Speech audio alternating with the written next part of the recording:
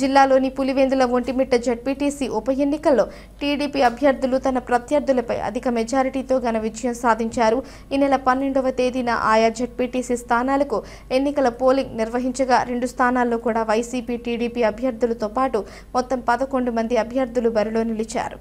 గురువారం కడప నగర శివార్లలోని Maulana Azad Urdu university polytechnic కళాశాలలో జిల్లా collector doctor Sridhar Cherukuri, returning అధికారి ఓబులమ్మ ఆధ్వర్యంలో ఓట్ల లెక్కింపు నిర్వహించారు. అయితే పోలింగ్ తీరును నిరసిస్తూ కౌంటింగ్ ప్రక్రియను వైసీపీ నేతలు బహిష్కరించారు.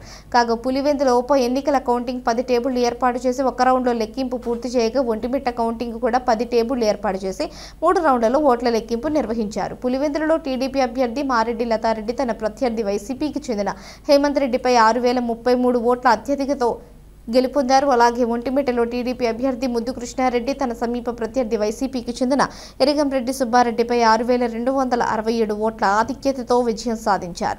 కౌంటింగ్ ముగిశాక గెలుపొందిన అభ్యర్థులకు ఎన్నికల రిటర్నింగ్ అధికారి ఓబులమ్మ డిక్లరేషన్ పత్రాలను అందజేశారు. కాగా కౌంటింగ్ సందర్భంగా ఎలాంటి అవాంఛనీయ సంఘటనలు జరగకుండా జిల్లా ఎస్పీ ఈజీ అశోక్ కుమార్ ఆధ్వర్యంలో పటిష్ట బందోబస్తు ఏర్పాటు చేశారు.